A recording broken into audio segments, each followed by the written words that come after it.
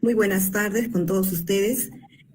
El International Study Group on Ethnomathematics, ISGEM, va a dar inicio a una nueva sesión del ciclo de videoconferencias previas a la 8ª Conferencia Internacional de Etnomatemática, PRE-ISEM 8, que está organizado tanto por el ISGEM como por la Oficina de Lenguas y Ciencias y Culturas Indígenas.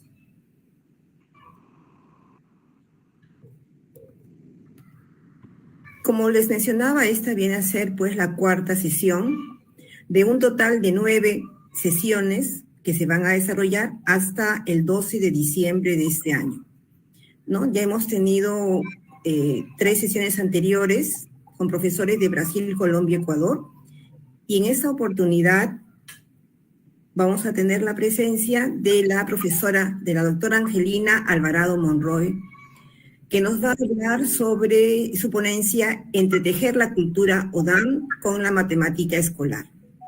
La profesora Alvarado pertenece o trabaja en la Universidad Juárez del Estado de Durango de México. Ella es doctora en Educación Matemática por la Universidad de Salamanca en España, maestra en Ciencias de Matemáticas por la Universidad Nacional Autónoma de México y licenciada en Matemáticas Aplicadas por la Universidad Juárez del Estado de Durango, UJED. Es profesora de tiempo completo en la Universidad Juárez del Estado de Durango y coordinadora académica de la maestría en Matemática Educativa. Pertenece al Sistema Nacional de Investigadoras e Investigadores en México. Ha realizado estancias de investigación en la Universidad de Texas en Austin, Universidad de Texas en San Antonio y en la Universidad de Salamanca en España. Sus intereses en investigación en enseñanza en la matemática para la equidad y la justicia social se reflejan en sus proyectos más recientes: aproximación transdisciplinar, diseño didáctico en educación matemática para la justicia social, posibilidades de la modelización matemática como estrategia para la equidad en matemáticas, proyecto nacional de incidencia e investigación en enseñanza de las matemáticas, campus viviente, matemáticas y ciencia para todos. En esta oportunidad ella nos va a dar a conocer un poco sobre la cultura Odam, que es una de las culturas, de las tantas culturas que tiene México. Entonces, a continuación voy a dejar de presentar y, por favor, la profesora ya puede dar inicio. Angelina, muchas gracias por tu presencia. Puedes presentarte y dar tu diapositiva, ¿no? Presentar tu diapositiva. Muchas gracias. Muchas gracias, doctora Mari Carmen. ¿Sí se alcanza a ver? La presentación todavía no. Todavía no. ¿Qué estoy haciendo mal? A ver, vamos a...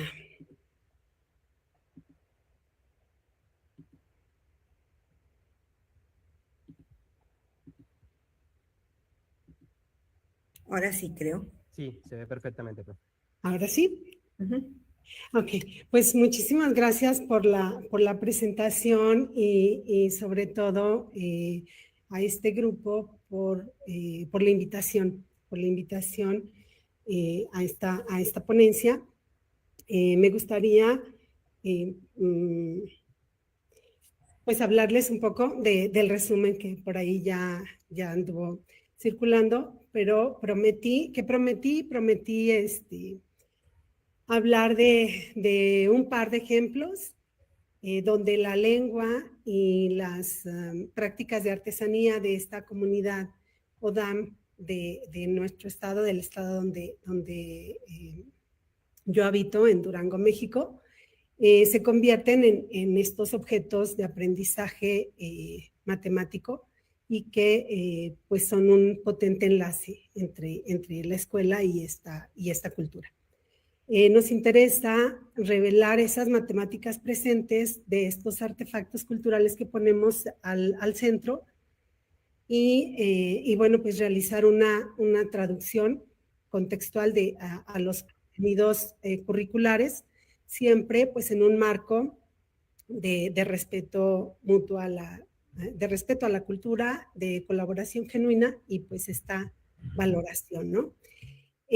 Pues esta invitación un poco me lleva a que esta exposición tenga el propósito de motivar a las personas asistentes o al profesorado para establecer este tipo de ambientes de aprendizaje matemático que sean de relevancia cultural.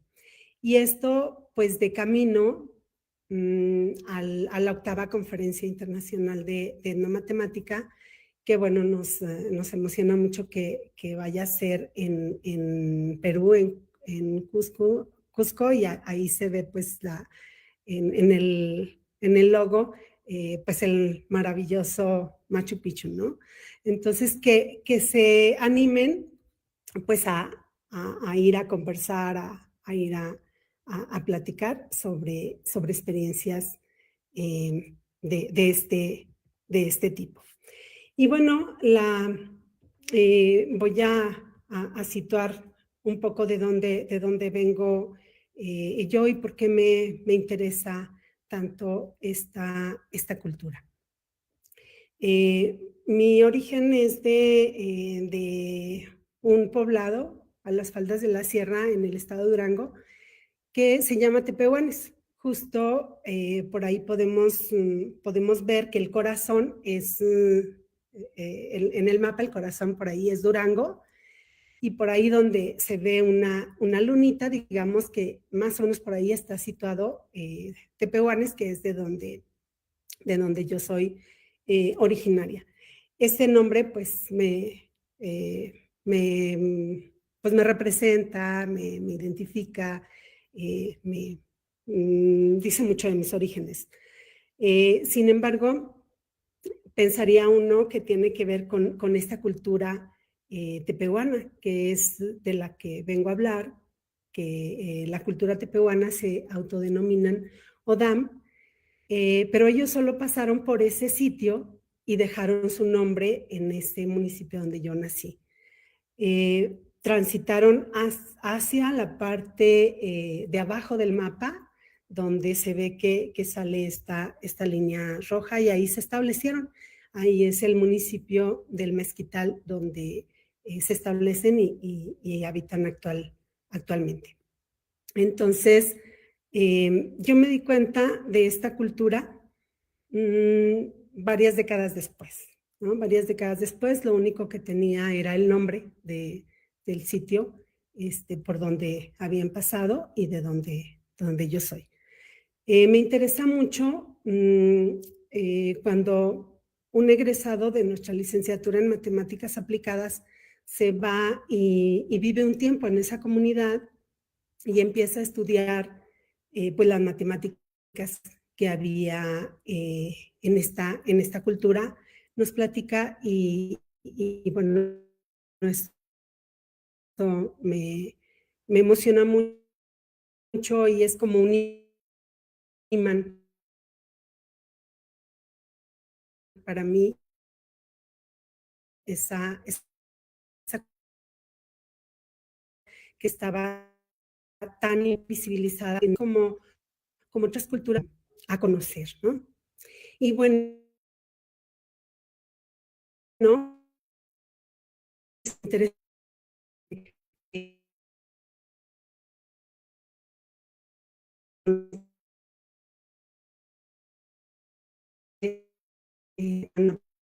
laborino, del mismo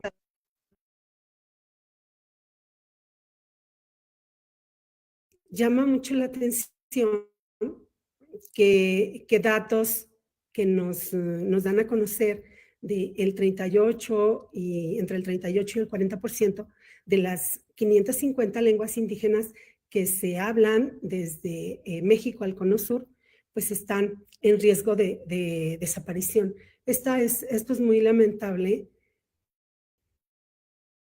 porque silenciar la lengua es silenciar la cultura. Afortunadamente vemos ejemplos donde hay iniciativas que se van gestando en Colombia, en Perú, en Chile, en otros países, y que están apoyando mucho a este grito de las lenguas, ¿no? Bueno, ¿qué se dice de la lengua materna con el aprendizaje de la matemática? Vemos que estas citas son antiguas y pues algo que sabemos es que la lengua materna pues es nuestro principal instrumento para desarrollar el pensamiento matemático, ¿no? No es posible desarrollar estas estructuras conceptuales en una lengua que se desconoce. Se habla del poco dominio del español y específicamente de un desconocimiento de vocabulario propio de la matemática y cómo esto impacta en su aprendizaje. Vale la pena también repensarlo desde el docente, ¿no? También es un problema que nuestras condiciones en las escuelas indígenas, por lo menos en mi estado, no hablan la lengua Odam y entonces tampoco conocen a profundidad la cultura y este es una barrera, ¿no? Desde el 2004 se dice que hay un fracaso del bilingüismo porque la lengua y la forma de pensar no son válidas en la escuela, no se invitan a la escuela y existe esta desconexión de los contenidos escolares con los contenidos, con el conocimiento, los saberes culturales. Y todo esto pues trae como consecuencia pues una participación limitada en clase. Entonces esto nos hace preguntarnos cómo es que resuena, qué se preguntarán los niños, ¿no? ¿Cómo resuena mi lengua, mi cultura en mi aula? Y con esta pregunta y con esta motivación voy a presentarles dos ejemplos. El primero es para traer la lengua a la clase de matemáticas. Vemos unas barajas. Estas barajas están impresas por los dos lados. Por una parte, tienen pues el número y su significado, su texto, como se nombra, en la lengua Odam. Y por el otro, bueno, pues tiene, en otro color, tiene pues la simbología maya. Ahorita vamos a ver por qué está impresa por los dos lados. Hay un primer momento de exploración en esta baraja. Aparecen 29 números, pero dependiendo del momento en el que se introduce este juego con los estudiantes, con el estudiantado, pues se puede reducir a los primeros 20, ¿no? Para después ir incrementando la dificultad y pues agregar las otras tarjetas. Cada tarjeta, cada número aparece 3 veces en la baraja completa, ¿no? De tal suerte que del 0 hasta el 10 tenemos 3 números 1, 3 números 2 y así, ¿no? Los siguientes números, pues tenemos dos representantes por ahí. Y ya de los últimos, del 20 al 29, tenemos solo un número. En este primer momento de exploración, se les pide que vean esta baraja, qué cosas podemos apreciar ahí, qué encontramos. y vemos que encuentran muchos patrones. Primero, si la baraja se presenta en aulas donde no hay hablantes ODAM, pues primero hay una suerte de reconocimiento de que existe esta cultura, de la riqueza de su lenguaje en estos números, y empiezan a encontrar patrones, ¿no? Por ejemplo, ven que el 5 es un número, digamos, importante en el sentido de que con él van los números hasta el 5 y a partir del 5 se van agregando con 5 más 1, ¿no? Y esto, pues, hacen una analogía con cómo para nosotros, pues, el 10 podría ser ese representante, ¿no? Y bueno, encuentran muchos patrones y empiezan a interesarse cómo se dice, ¿no?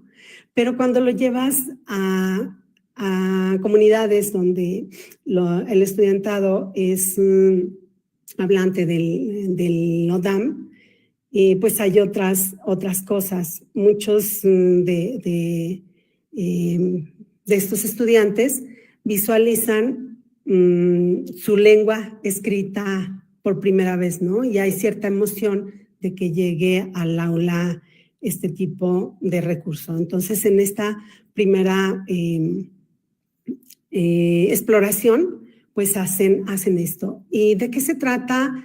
¿De qué se trata este juego? Bueno, se mezclan el mazo, digamos, de cartas, y a cada estudiante de un equipo, se juega por equipos, a cada estudiante de un equipo se le entregan cinco cartas y de la pila se elige una que va a ser pues el número al que voy a encontrar una combinación, digamos, ganadora, llamémoslo así, que me invita a manipular las diferentes cartas, combinarlas con las operaciones básicas y llegar a configurar la carta que sacamos, que en este caso es el 6. Bueno, al principio, para asegurar el acceso de la mayoría de los participantes, pueden darse ciertas licencias, como que no usen las 5 cartas, ¿no?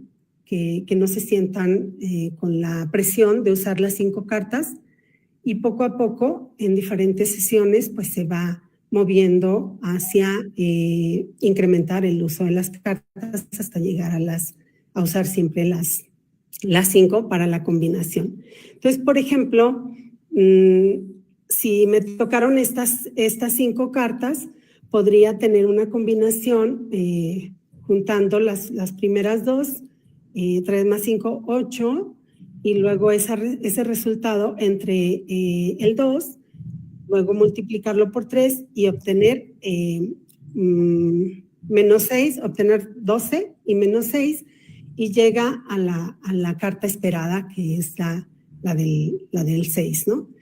En principio, como les digo, para la confianza, crear ese clima en el que puedan sentirse capaces y que vaya incrementando esta confianza, podrían jugar solo con 2 y 3, ¿no? Decir, por ejemplo, 2 por 3, pues ya logro la del 6. Lo interesante es que en el equipo, pues van viendo que les toquen las cartas que les toquen, pues hay combinaciones ganadoras. Es decir, todos ganamos, ¿no? Todos podemos ganar. Y cuando alguien no logra encontrar estas estas combinaciones, pues juega mucho, tiene mucho sentido el que tenga la impresión por los dos lados, porque si yo acabo y veo que mi compañero o mi compañera aún está en proceso, podríamos ayudar para que todo el equipo, para no dejar pues al equipo atrás, ¿no? Entonces, el que yo pueda ver las cartas de las otras personas, pues elimina la competencia y promueve en ese sentido la colaboración. Entonces ya en este momento pues estamos en la parte de jugar con reglas, ya pasamos de la exploración a jugar con reglas. Algo no está. Se dejó de compartir, ¿verdad? Sí, ay, perdón. Sí, se dejó de compartir. Algo pasa, ya, creo que ya, ¿verdad? Bueno, entonces en este jugar con reglas, vemos que el ambiente es muy importante, son muy importantes las condiciones del espacio, esta flexibilidad y la confianza también importan. Aquí vemos que las interacciones entre estudiantes eran en ODAM, es decir, nosotros cuando nos enfrentamos a resolver un problema, un desafío, lo hacemos en nuestra lengua materna. Entonces, ellos conversan en ODAM y pues hacen sus construcciones en ODAM, y cuando llega la persona que está guiando, pues entonces es cuando tratan de comunicar en español, ¿no? Porque hay algunos que hablan las dos lenguas, algunos que solo hablan ODAM. Y bueno, vemos que ahí empiezan a jugar, o sea, las posiciones pues son de informalidad, si se requiere el conteo con las manos, está permitido. Y vemos que también hay momentos en los que eligen menos cartas de las 5, ¿no? Bueno, por ejemplo, en este grupo, un diálogo entre dos niñas cuando se llega a preguntar, que nos digan cómo resolvieron el reto, y vamos a validar. Están hablando en ODAM, pero al llegar intentan como comunicar en español. Y vemos cómo hay acciones, no solo lo que nos dicen en lenguaje oral, es importante, también es importante ver las acciones, todo lo que hacen con sus manos, observar con detenimiento todo lo que hacen y escuchar todas las voces, ¿no? Ahí vemos que hay acciones que se usan de manera reiterada, como la separación por cartas. La separación por cartas nos deja interpretar que está ocurriendo una asociación, ¿no? Están poniendo en juego la propiedad asociativa. Entonces, esta chiquita nos dice 18, dice, pues dividimos entre ¿no? O sea, 18 entre 6. Y nos sale, y usa el vacío para decir, nos sale 3, ¿no? Como aquí en este espacio vacío, nos vamos a imaginar el 3. Luego, por otro lado, tomo el 9 con el 10 y ese nos da 19. Entonces, hace también esa separación, esa acción de la propiedad asociativa. Y la otra compañera dice, bueno, sumamos el 19 más 3, señalando también estos espacios donde están pensando los resultados. Y el 22 menos 1 me da el 21, ¿no? Aquí vemos que la carta a la que había que llegar era justo la del 21. Pero este caso, este video me da mucho gusto porque era un grupo de niñas que estaba usando solo, menos cartas de las 5 y además de eso, solo se iba animando con la suma y la resta, ¿no? Entonces aquí cuando ya pasan a la división, están muy, muy contentas con ese logro. Luego, otro pasaje que me parece lindo es cuando el docente se acerca y pregunta ¿por qué grita dirigiéndose al estudiante? Porque me salió el 0. ¿Y eso qué tiene? Pues nos hace más fácil. ¿Qué nos hace más fácil? Pues encontrar una combinación. ¿Por qué? Bueno, pues porque tiene cierto atributo que le ve que me ayuda a quitar cartas que no me sirven.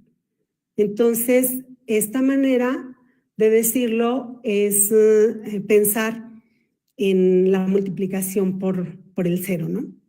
Entonces me ayuda justo a quitar eso que no me sirve y poder llegar a la configuración. Entonces es importante encontrar 0. Otro lo dice muy fuerte para que otras personas, otros estudiantes escuchen, y otro de otro equipo interrumpe diciendo también el 1 importa, ¿no? Cuando multiplicas y te queda igual. Entonces, de esta manera, empiezan a pensar en el 0 y el 1 como si fueran haces, ¿no? Como nos ayudan. Y no están más que pensando en las propiedades de los neutros aditivos y multiplicativo. Y en ese sentido dicen, bueno, no es solo eso, sino también, si me salen 2 cartas iguales, puedo hacer ceros o unos, ¿no? Entonces, esto nos da idea de cómo va progresando el conocimiento matemático. Este ambiente de aprendizaje se sugiere o lo han hecho con varias sesiones, ¿no? Durante todo el semestre lo hacen de manera sistemática, de manera periódica. Están aplicándolo y cada vez van obteniendo mayores resultados. También hay mucho interés cuando hay estudiantes dentro del grupo que no son hablantes de la lengua y ver que se esfuerzan por aprender cómo se dicen los números, cómo se dice sumar, ¿no? Cómo se dice multiplicar, dividir, etcétera. Y van ampliando e interesándose por aprender la lengua, pero no solo, porque el docente también, puede ser un medio para escuchar a los estudiantes cómo se dice, ¿no? Aquello que están viendo por escrito. Y se vuelve pues un artefacto que nos ayuda a que se vayan reforzando o se vayan desarrollando conceptos matemáticos, propiedades de los números, y a la par pues se vaya valorando también y muy importante la lengua, ¿no? Entonces que sientan también esta comunidad de estudiantes ODAM que es importante que su lengua está y que se valida, ¿no? Se le da valor. Entonces, que se consigue justo valorar la lengua y recuperar esas diversas formas de pensar y hacer, que a veces no solo las recuperamos a través del medio oral, sino en mirar con atención todas sus acciones, todo lo que hacen, ¿no? Entonces, también se progresa a abrir la participación y a regular la frustración. Es decir, no importa si lograste tu combinación con 2 cartas, con 3, y cada vez vas vas progresando, ¿no?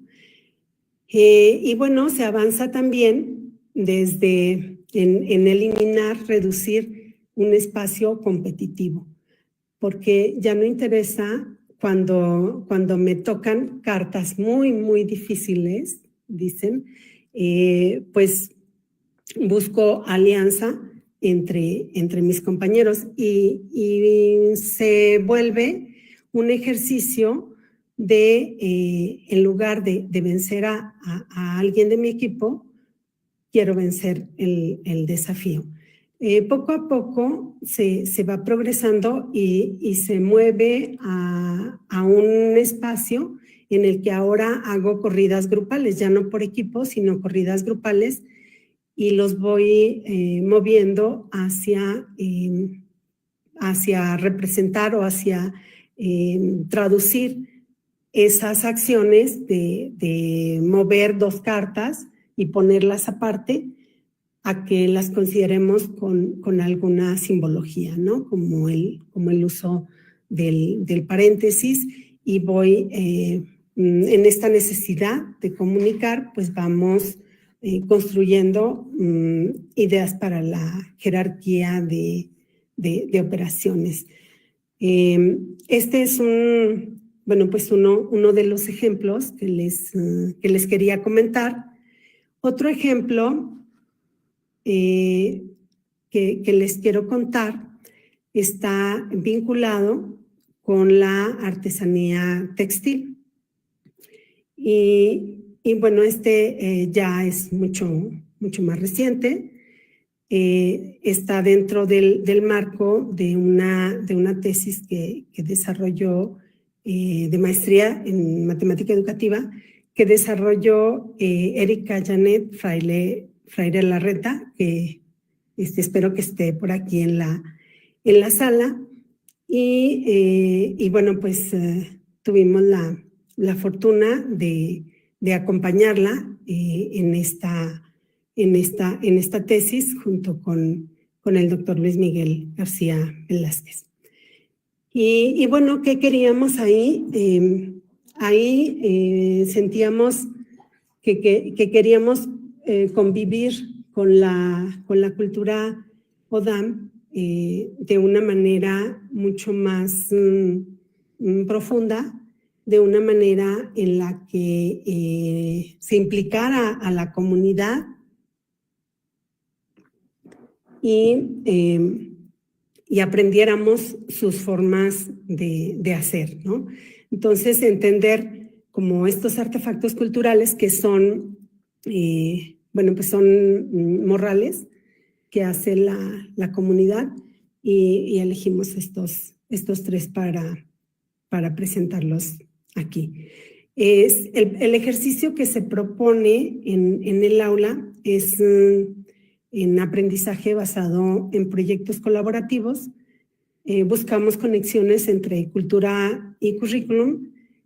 ¿Y qué es lo que se hace? Pues primero, ir al sitio donde están las mujeres bordadoras, entrevistarlas, verlas cómo trabajan, ver cómo hacen sus bordados, ver cómo sus textiles hablan de su entorno, pero también lo hacen en un lenguaje matemático, ¿no? Y entender eso. Decimos que sus textiles pues representan su entorno porque vemos, por ejemplo, ahí donde está el círculo rojo, que lo que están representando es un sapo, ¿no? Esa figura en ese textil es un sapo. El árbol, el corral y flores, ¿no? Van presentando en sus bordados. Y vemos pues cómo a partir del conteo y la medición y el uso de medidas no convencionales, pues van organizando el tejido.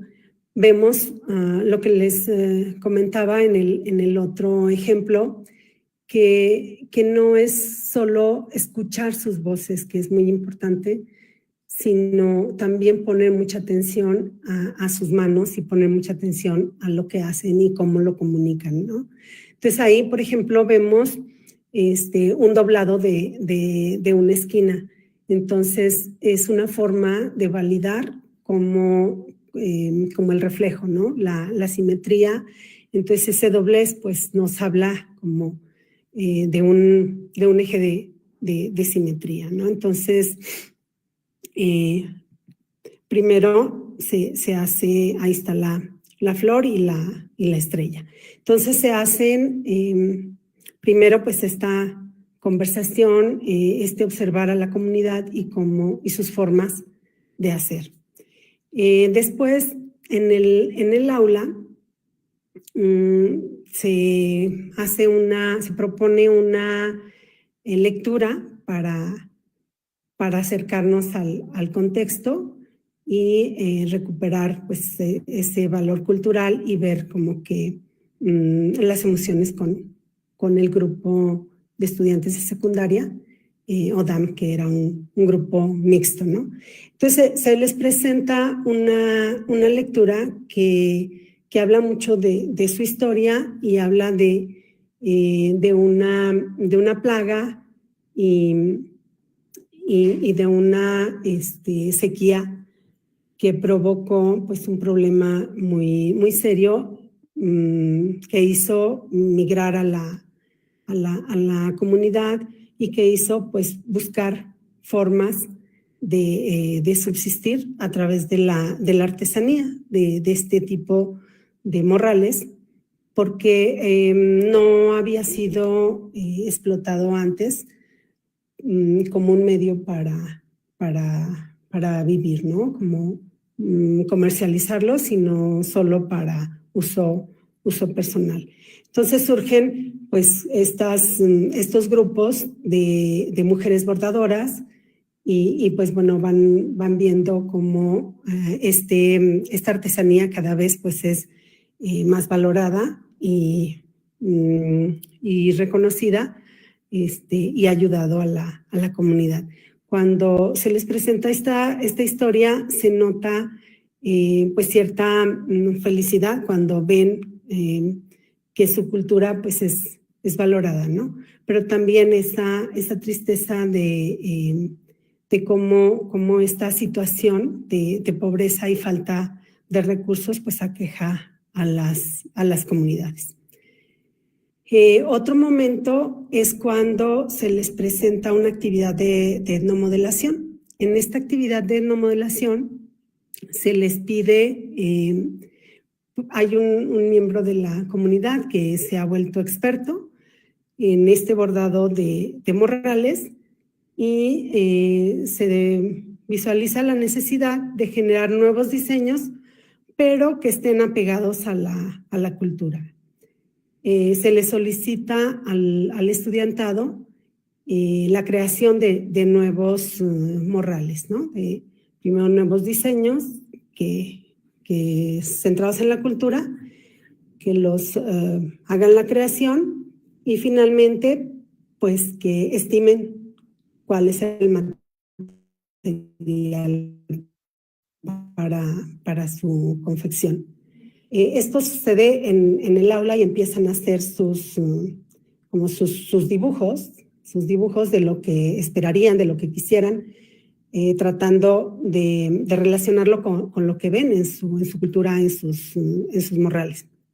Y ponen pues algunos de estos ejemplos. Hay otros estudiantes que tratan como de representar su cultura, su historia, su cosmovisión, y pues nos presentan alguna ceremonia religiosa en su diseño preliminar. Sin embargo, como ya había ocurrido en otras discusiones de este mismo seminario, pues cuando se invita a la maestra bordadora que vaya al aula para que supervise y apoye a los estudiantes, pues se da, pues hace la observación de que no, que en los morrales no se representan sus ceremonias religiosas, Sin embargo, dice, bueno, pueden hacer esta representación siempre y cuando esté bien.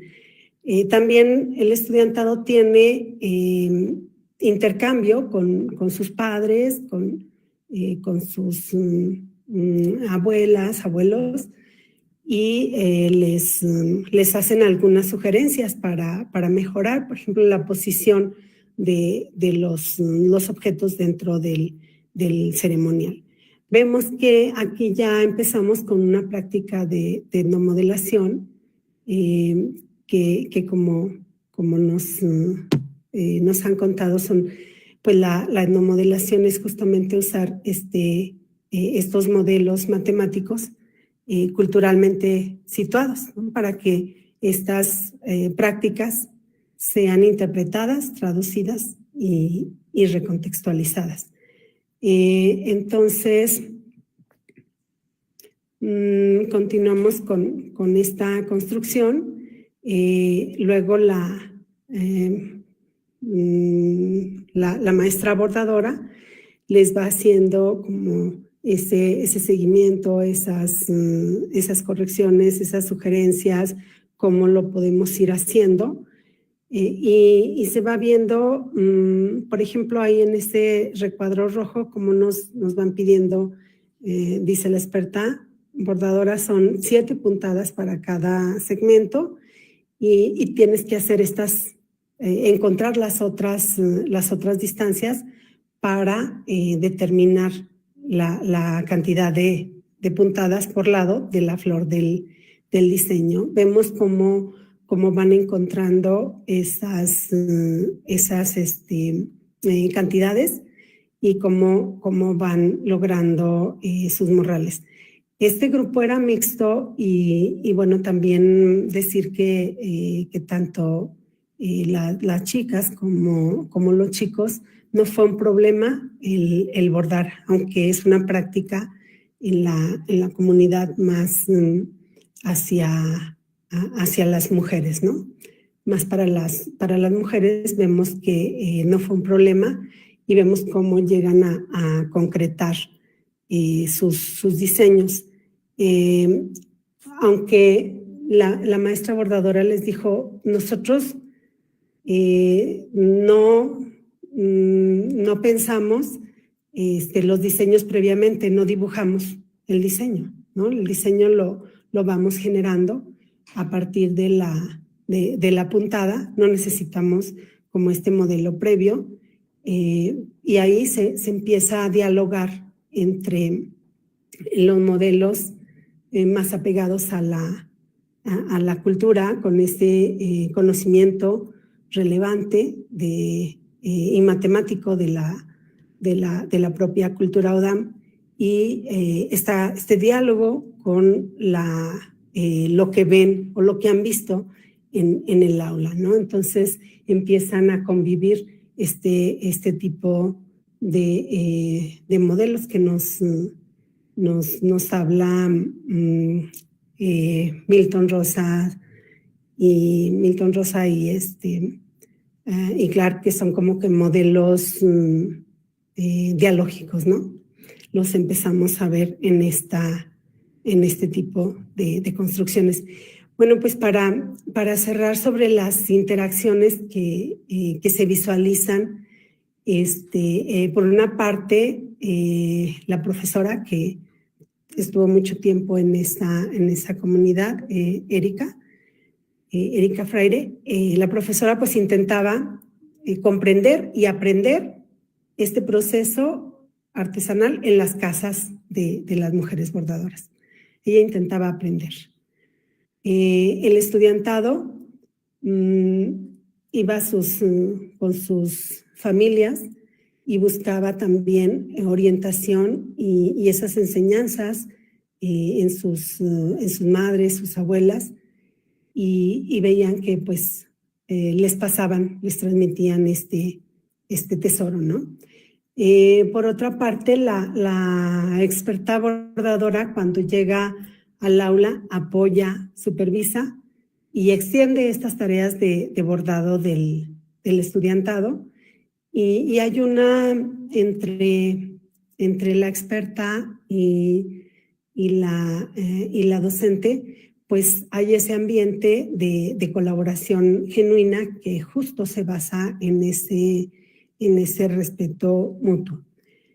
Entre el primer ejemplo que hemos mostrado de la baraja, donde se pone, se hace visible la lengua, se pone al centro la lengua, y pues hay una distancia porque de alguna manera pues se trae la práctica de la comunidad y se generan interacciones muy ricas entre esas personas de la comunidad y el aula, ¿no?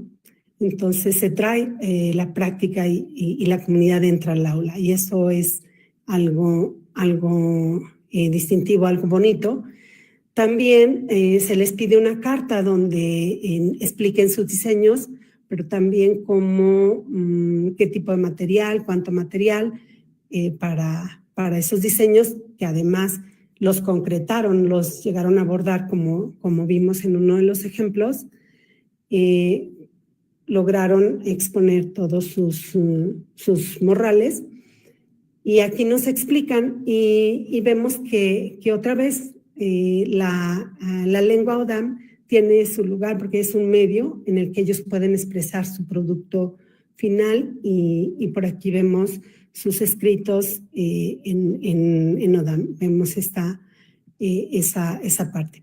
Y vemos esta otra carta de un equipo en el que vemos la misma carta, pero en ODAM y en español, ¿no? De tal suerte que se ve como esa convivencia entre lenguas. Entonces, esta parte de cómo resuena mi lengua, cómo resuena mi cultura en mi aula, pues representa como pues una respuesta a estos estudiantes, ¿no? Como ahí está, y de ahí vamos a extraer esta matemática que está presente. Y como pregunta para cerrar, es ¿qué mundos vienen cuando esos artefactos culturales están al centro en el aula? Vemos que la importancia de esta educación en la valoración de un pensamiento etnomatemático, ejercicio de equidad, de inclusión social y respeto por la diferencia. Vemos que también apoya a estas problemáticas de género cuando en el aula, sin importar si son varones o chicas, todos bordamos, todos lo logramos, y al final tenemos este sentido de pertenencia, de orgullo por nuestra comunidad, porque estamos aprendiendo ese legado de nuestra comunidad, y además es muy valorado en el aula. Pues muchas gracias por su atención, su amable escucha, y pues me gustaría que conversemos, más que preguntas, conversemos sobre esta presentación, ¿no? Muchas gracias, Angelina, por esta exposición. Realmente me has hecho recordar un trabajo que también yo realicé aquí en Perú con el pueblo Shipibo Conibo, que es de la Amazonía, porque aquí lo que nos has mostrado son bordados, ¿verdad? O sea, no es precisamente tejidos, o sea, tejidos en tela. Bordado. Bordado. Entonces, por ejemplo, yo creo que, ¿qué tipo de tela utilizaban? ¿Como tipo para punto cruz? Sí. ¿Cómo le llaman cañamas? Cuadrillet. Ah, cuadrillet, que tiene bastantes huequitos, digamos. Aquí creo que le llaman, no me acuerdo el nombre. Cañamazo. Cañamazo, ¿verdad? Las profesoras saben más que yo, cañamazo. Entonces, y es fácil para hacer bordados en punto cruz, porque lo que hacen son puntos cruz, ¿verdad? Ya. Y lo que me parece interesante también es la interacción que hacen con la lengua, ¿no? Yo te comento que aquí, al menos yo he visto, al menos en los Shipibo con Ivo, veía que tenían esa dificultad, porque una cosa es hablar la lengua, otra cosa es escribirla. Escribirla. Hay niños que hablan, todos ellos hablan el Chipibo en el caso de este pueblo, ¿no? Pero no todos lo pueden escribir, ni siquiera los docentes pueden escribirlo. Entonces, a veces en el Ministerio de Educación hacen textos muy bonitos y muy bien hechos de Shipibo, están escritos en Shipibo conmigo y que los envían a las comunidades, ¿no? Pero lamentablemente a veces no los usan porque creo que no pueden, no tienen esa competencia, ¿no? De poder transmitir a los niños la escritura. No sé si algún profesor aquí presente tiene esa experiencia. En el caso de la cultura quechua, del pueblo quechua, que es el más extendido en Perú es el quechua, ¿no? Después de los quechuas vienen los aymaras. Y a veces también, no es lo mismo, es hablarlo que escribirlo, o sea, que es una cosa un poco más compleja, ¿no? No sé qué podrían opinar los demás, pero me parece muy interesante que también les pidan esos textos, no solamente que lo hablen, sino también que escriban la manera como ellos bordan, ¿no? Como una explicación, algo así creo. Sí, como una explicación. Y también es un recurso de aprendizaje para el docente, ¿no? Es un aprender del docente. El docente aprende del estudiantado que escribe y que pronuncia, ¿no? Que habla su lengua y se siente libre de hacerlo. Claro. Sí, Camilo. Yo tengo una inquietud en relación a las representaciones gráficas, porque por lo que percibí, ellos escriben con un sistema, por decir así, grecolatino, son letras grecolatinas, básicamente un registro de representaciones que ellos utilizan para escribir, son eso. Me gustaría saber si ellos también tienen sus propias formas de escribir, por ejemplo, sus propias letras, sus propias simbologías para desarrollar su escritura antes de pasar a ese lenguaje con letras grecolatinas, por decirlo así. Sí, bueno, lo que hemos visto, creo que por ahí vi a Erika Janet también, si quieres intervenir, sería muy importante. No, o sea, vemos con esta misma simbología que ves, no hay un previo que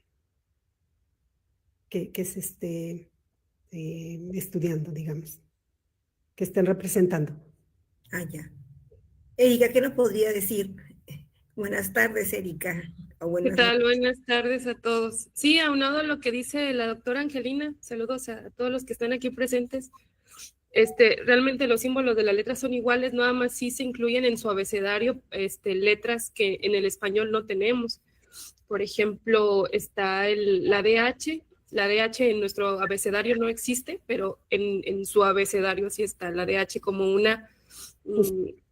un conjunto de letras que se utilizan para formar palabras. También está una E, como con una línea en medio que también tiene su propia pronunciación. O sea, sí se incluyen otras letras dentro de su abecedario para formar palabras. Sí, y otros símbolos. Excelente. Yo este comentario lo hago básicamente porque a veces cuando se está trabajando desde la perspectiva del etnomodelaje, de la etnomodelación realmente, portugués etnomodelaging. Yo soy orientando del profesor Milton Rosa, entonces tengo un poco de conocimiento respecto de esa teoría. Generalmente cuando se aborda desde la perspectiva émica, generalmente la persona o el investigador tiene presente aquellas interpretaciones propias de la cultura, y esas interpretaciones propias de la cultura están arraigadas no exclusivamente a aquellas que tienen vínculos, por decirlo así, con la matemática o con nuestras propias lenguajes que utilizan simbología grecolatina. Aunque existen culturas, claramente, existen grupos socioculturales que hacen uso de ellas, existen culturas específicas que tienen su propia simbología. Por eso hago la pregunta, porque a veces cuando se hace la interpretación énica, generalmente se remite a cuestiones netamente matemáticas, pero cuando se habla de jergas, se habla de expresiones propias de la cultura, expresiones propias de cada individuo de esa cultura, realmente todo ese compendio de situaciones hace que se enriquezca en sí aquella cultura y hacer ver todo ese tipo de manifestaciones, tanto lingüísticas, gráficas, cualquier representación, digamos, simbólica, por decirlo así, generaría un enriquecimiento a la cultura propia, ¿no? Sí. Por otro lado, me gustó mucho como trabajaron la perspectiva dialógica. Siento que tiene un vínculo muy fuerte, porque si se consigue percibir esa concepción o conexión, por decirlo así, entre el posicionamiento local con el posicionamiento de comillas universal, porque la verdad, como sabemos, difícilmente va a existir una matemática universal. Las matemáticas son contextualizadas. Entonces, con una matemática consensuada, por decirlo así. Entonces sí se consigue percibir ese vínculo. La verdad es que es una investigación muy enriquecedora desde ese punto de vista. Y no, básicamente como ese comentario. Quería saber si tenía algún tipo de registro o representación propia de esa cultura. Muchas gracias, Camilo. Sí, yo quería comentar algo relacionado a lo que ha dicho Camilo. Yo me acuerdo en una oportunidad escuché a un argentino, un profesor argentino, en un evento que decía que los incas no tenían una escritura y que tuvieron que llegar los españoles para crear la escritura de los incas, el quechua, ¿no? Que ahora sí se sabe que hay escritos en quechua. Entonces, ¿qué es lo que pasa? En el caso de Perú, les digo en el caso de Perú, yo creo que debe ser algo muy parecido en México, porque eso ha pasado en todos lados, de que en el Perú existía una escritura, sí existía una escritura, que eran los quipus. Hay otros que hablan de otro tipo de escritura, los tocapus, y escritura con símbolos geométricos. O sea, es que la escritura, en caso de Perú, se puede hablar inclusive de varios tipos de escritura, porque hay varios que proponen como hipótesis, o sea, que no son cosas demostradas, porque lamentablemente hubo un epistemicidio y intencionalmente se quemaron los quipus, por ejemplo. Se quemaron porque se quiso destruir la cultura, para que los indígenas no se rebelaran y olvidaran su pasado. Entonces, por ese motivo es que cuando llegaron los españoles, ellos dijeron, bueno, lo que hicieron fue escribir el quechua con la simbología de los términos lingüísticos de Occidente, ¿no? Del español en este caso, ¿no? Del alfabeto, que tiene sus orígenes, pues, ni siquiera en Europa, sino en Asia. Entonces, lo que yo pienso es de que, de igual manera, posiblemente ha pasado en México, que ha habido escrituras, solo que muchas veces hasta ahorita, los quipus no se logran descifrar. Uh-huh. Y, por ejemplo, los mayas, que es otra cultura también de México y de Guatemala, tenían los códices mayas, o sea, es un tipo de escritura que fue también quemada. Muchos de los códices fueron quemados. Hubo días exactos donde está demostrado con documentos, evidencias históricas, que hubo una intención de quemar los códices, como hubo una intención de quemar los tipos. Entonces, ¿cómo se va a preservar una cultura? Y no es que no haya habido, sino es que se ha perdido. Y si se encuentra es porque, bueno, se investiga y por ahí se encuentra, ¿no? Y felizmente hubo un lingüista ruso que logró descifrar los códices maya. Eso fue después de la Segunda Guerra Mundial, algo muy interesante, ¿no? Esperemos de algún día los quipus que están allí también se logren descifrar. Y entender, ¿no? Entonces, lo que yo quiero decir con esto es de que no es que no haya habido un conocimiento, sino que ha sido destruido. Es muy probable que tal vez haya habido una escritura, no sé si en el caso de los Odam o tal vez de otras, pero lamentablemente ese conocimiento se ha perdido en el tiempo también, porque no se ha preservado, ¿no? Y lo otro que también quería yo mencionar, que por ejemplo en el caso del trabajo que tú nos has mostrado sobre los bordados, que he visto mucha simetría, ¿no? Mucha, mucha simetría, hay mucha simetría y yo creo que Los conceptos relacionados a la simetría y en general las transformaciones geométricas que han aplicado todas las culturas, son nociones universales. Eso sí, yo creo que sí existe la simetría, como está en los trabajos incas, de los incas y de las culturas como Perú también, como en el caso de México y en todas partes. En Colombia también los diseños son simétricos, ¿no? Y otras se realizan otro tipo de transformaciones geométricas, pero lo que yo digo es, si bien es cierto, la manera como han construido esos conocimientos no es la misma en las culturas, pero sin embargo, la idea es la misma. O sea, el proceso de construcción del conocimiento no ha sido similar, pero esa noción existe, yo creo, en todas, de diversas maneras.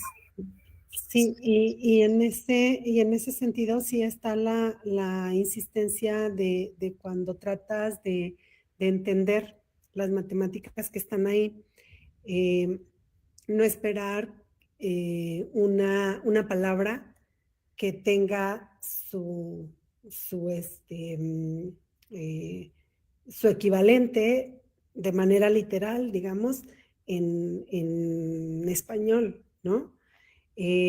Siempre hay que escuchar las voces, pero también hay que ver las acciones, lo que hacen con sus manos, es decir, puedes interpretar, puedes ver esos elementos geométricos desde otro lugar y no es necesario que nos expresen una palabra, ¿no? Y que diga, esta es la palabra que usan para esto que decimos en las matemáticas occidentales, ¿no? Tienen sus propias maneras de verlo, ahí está la noción y es una noción muy completa, compleja y muy estructurada, pero hay que interpretarla con mucho detenimiento, con mucho cuidado y no hacer una interpretación superficial como observadores externos, ¿no? También hay que empaparse mucho de la cultura. Creo que en ese sentido, por ejemplo, la experiencia de Erika fue vivir mucho tiempo en esa comunidad, vivir muchos años en esa comunidad, pero no solo, sino también tener esa disposición de comprender con profundidad aquello que hacen, ¿no? Entonces, desde observar cómo van construyendo sus bordados, hacer preguntas y tratar de comunicarse pues con esa limitación de que ella trataba de entender la lengua Odam, ¿no?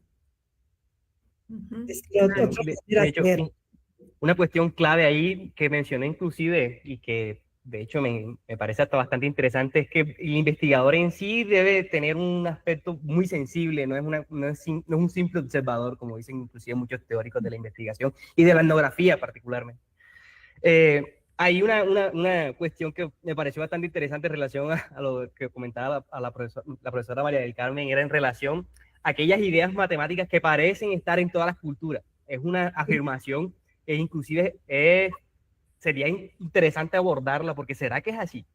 Porque inclusive ahí hay un autor, Alan Bishop se llama, ¿no?, que tiene que las 6 actividades universales. ¿Y será que toda cultura realmente realiza esas 6 actividades universales?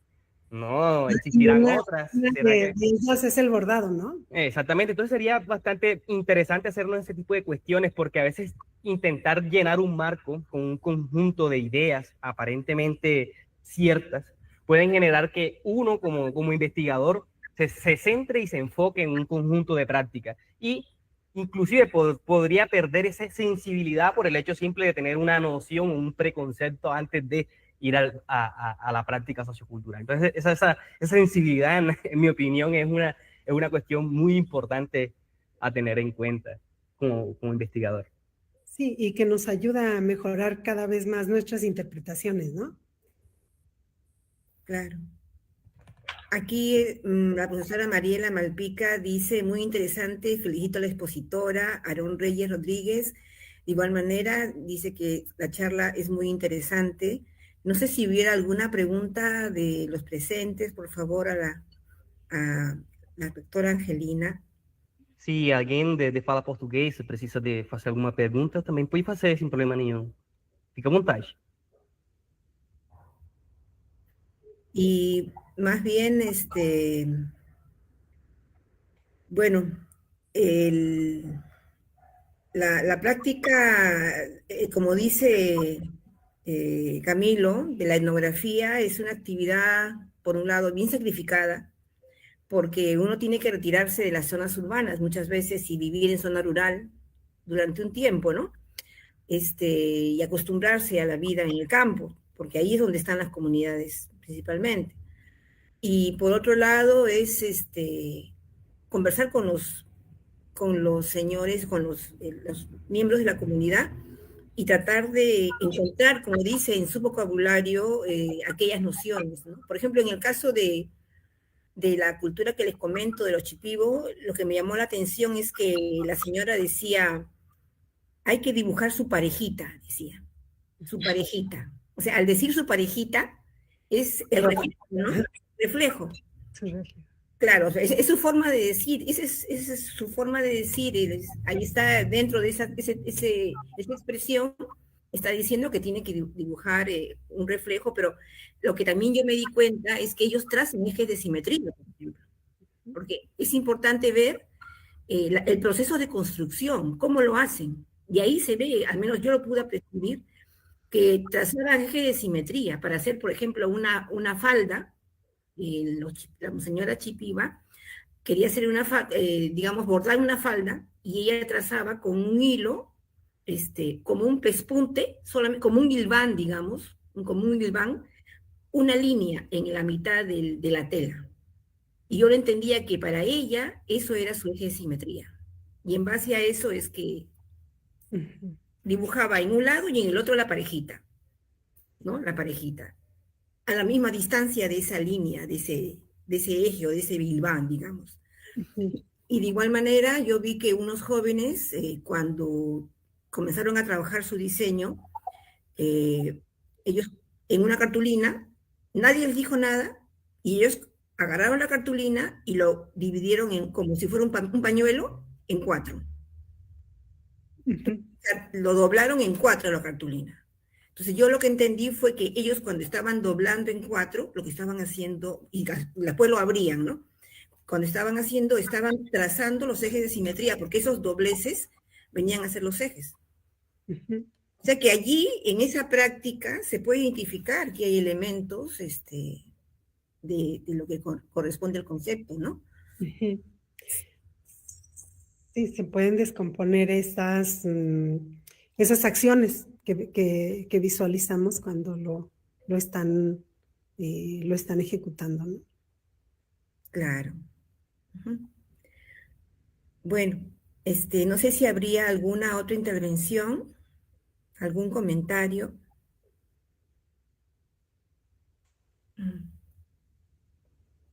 Sí, doctora, si me permiten. Sí, por favor. Hablo desde Chosica, Perú, para felicitar a la doctora por su excelente ponencia. Realmente congratulada al observar esta riqueza de esa comunidad, ¿no? Felicitaciones, y a los organizadores también el agradecimiento por hacer partícipe de esta clase de eventos. Muchísimas gracias. Veo que la cultura peruana y la mexicana hay bastante similitud. Nosotros, como decía la profesora María del Carmen, acá tenemos la tela cañamazo, y antes las niñas teníamos que bordábamos, y nuestras abuelitas efectivamente pues manejaban la simetría, hacían sus trazos, ¿no? Entonces ahí está la matemática. Esa comunidad, sin darse cuenta, está aplicando conceptos matemáticos. Reitero el agradecimiento, doctora, muchas gracias, y a los organizadores también. Muchas gracias, Mercedes. Yo creo que cuando dice están aplicando y no se dan cuenta de sus matemáticas, yo creo que sí hay una conciencia plena de ello, ¿no? sí lo hacen de una manera muy consciente y son reflejos de su pensamiento matemático, de esas matemáticas que son relevantes para esa cultura, ¿no? Esos, digamos, etnomodelos sémicos que nos decía Camilo, ¿no? Sí, bueno, si no hubiera algún otro comentario más, me decían que no podían entrar al registro de asistencia. ¿Ahora sí pueden entrar? ¿Pueden entrar, Camilo?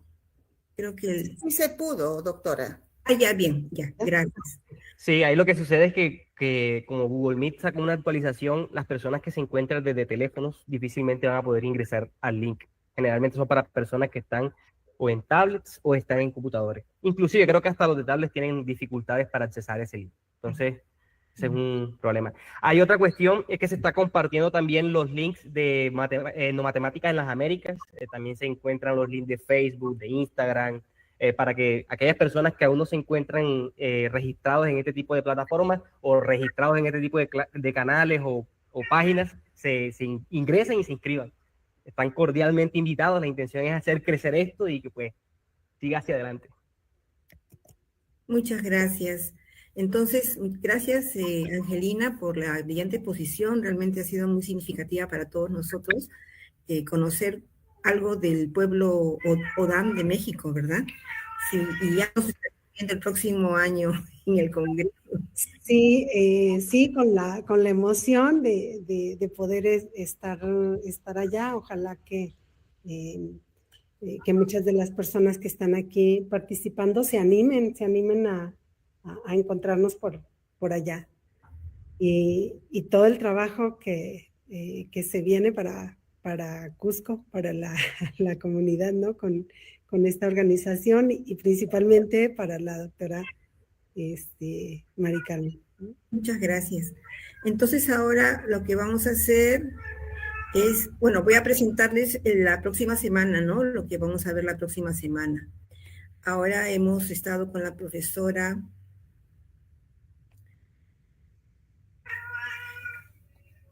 Angelina Monroy, y la próxima semana estaremos con la doctora Marielena Gabarrete Villaverde. Ella es docente de la Universidad Nacional de Costa Rica. Nos va a hablar sobre alfabetización matemática desde la etnomatemática, ¿no? Y la ponencia se va a presentar el 14 de noviembre del 2025 a la misma hora, ¿no? A las 5 de la tarde, el próximo viernes. Y de igual manera, quiero hacerles recordar de que se está desarrollando, pues se va la organización de la 8ª Conferencia Internacional de Etnomatemática, ICEM8, que va a ser del 2 al 7 de agosto del 2026 en la Universidad Nacional de San Antonio Abad del Cusco. Este evento está siendo organizado por la Facultad de Ciencias de Química, Física y Matemáticas de la Universidad San Antonio Abad del Cusco y por el International Study Group on Ethnomathematics, ¿no? Y bueno, entonces esperamos que ustedes, digamos, puedan inscribirse. La página web está todavía actualizándose. Pronto vamos a tener, digamos, ya la página totalmente actualizada. Y bueno, si tuvieran alguna otra pregunta, a menos que no haya otra intervención, terminaríamos con la transmisión. Muchas gracias. Muchas gracias desde el norte del Perú. Gracias. Muchas gracias por la invitación y gracias por la escucha. Uh-huh.